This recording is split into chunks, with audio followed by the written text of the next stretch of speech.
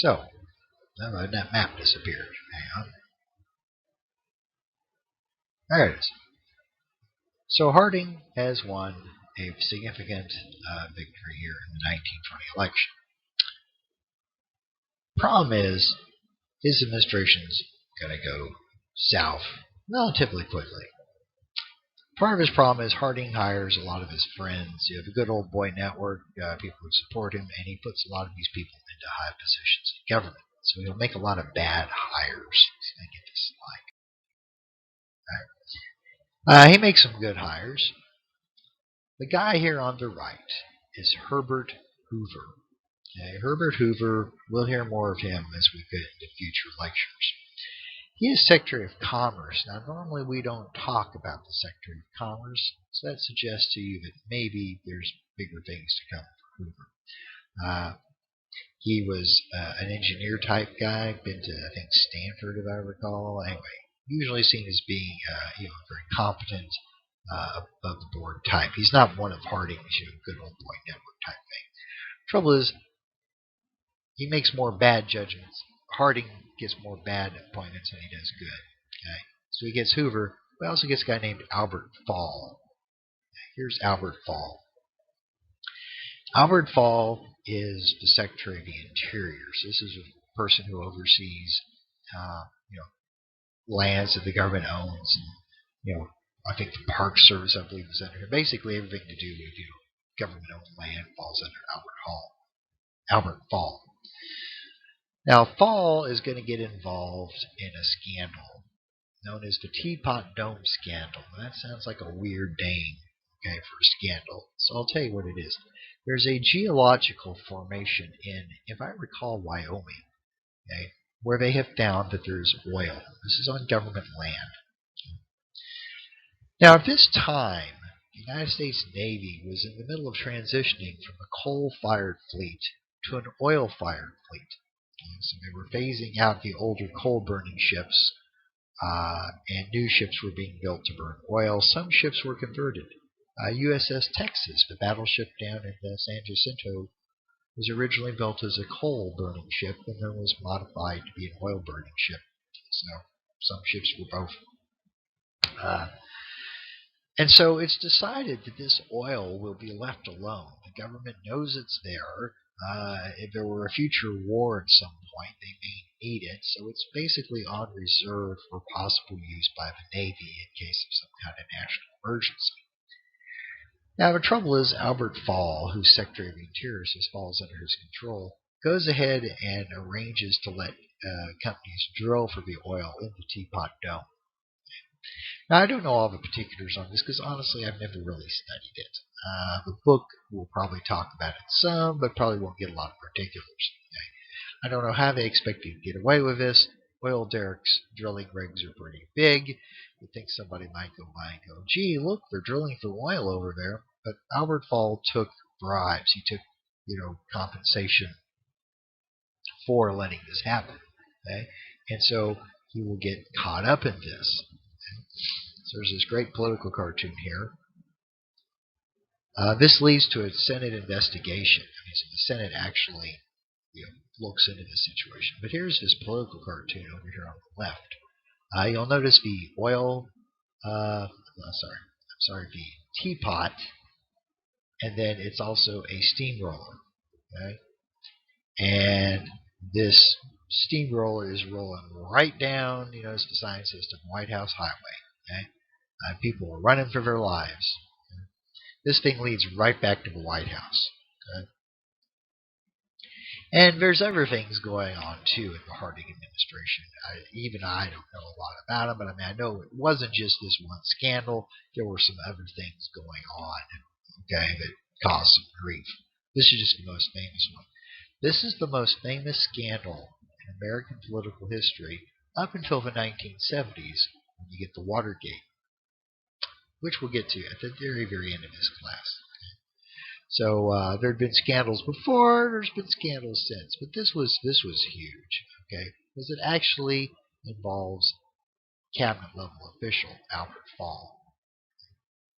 Now, so Harding's going to find out that some of his people are doing things that are going to cause him some trouble. In fact, I have a quote here. It has dirty language in it, but since it's historically accurate, I'll read it. You're all college students. So Harding's figured out that some of his people are doing things that are reflecting poorly upon his administration. He supposedly told a newspaper man, quote, supposedly told a newspaper man, "I have no trouble with my enemies, but my friends, my goddamn friends, they're the ones who keep me walking the floor at night." End quote. So you know who your enemies are. But when your friends stab you in the back, now you got a problem. Okay, these scandals are unraveling Harding's administration. He needs to find a solution, doesn't he?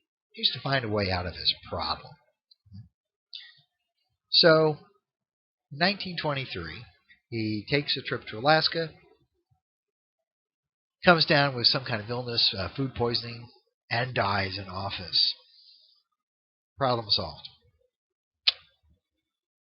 Now, I told you that I took a cruise to Alaska a couple of years ago. It was great fun.